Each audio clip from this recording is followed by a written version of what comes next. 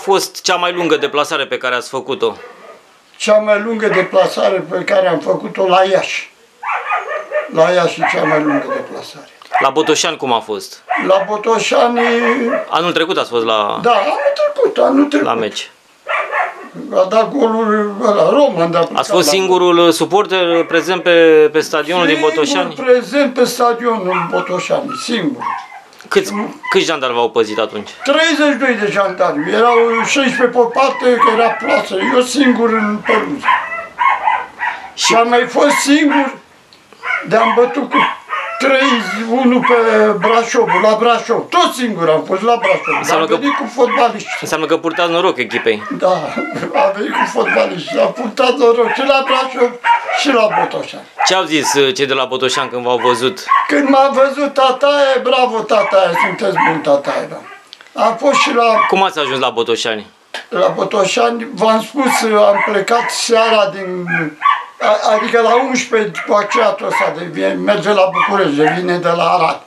Și seara am sosit, la 23 am plecat către Botoșani din gara de not. Și la Botoșani dimineața am sosit la ora 6. Cum vă încurajați echipa la meciuri? Ce a spus? Cum vă încurajați echipa la meciuri?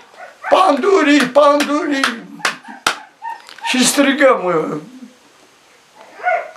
Strigăm cum ne învață șeful galeriei. Lozinca preferată care e a dumneavoastră? Lozinca specială e pe ploaie și pe vânt, pe soare și furtună cu panduri sunt. Asta e lozinca. E lozinca inventată de dumneavoastră? Da, și alții și inventată și de mine. Pe ploaie și pe vânt cu pandurii sunt? Da, cu pandurii sunt. Strigați atunci când mergeți pe... strigăm și noi la toți. Pe stadion? Pe stadion, da. Nu obosiți la meciuri după deplasările acestea lungi? Nu. Nu obosesc deloc. Da, nu, de ce nu stați acasă, vă uitați la televizor, nu-i mai comod? Nu-mi place. De ce nu vă place? Nu-i văd eu cum joacă, să-i văd alea pe teren, nu. Mulți acum nu mai merg pe stadion, ați văzut că stadionele sunt mai mult goale. Acum știu, nu mai sunt, eu m-aș duce. Am fost la Craiova, aoleu. La Craiova era galerie mare, domnule, acolo și cu trenurile se duceau la...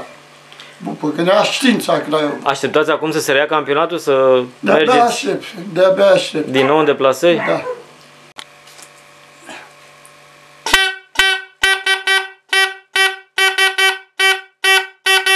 Da, ce-o pun cer, nu tai,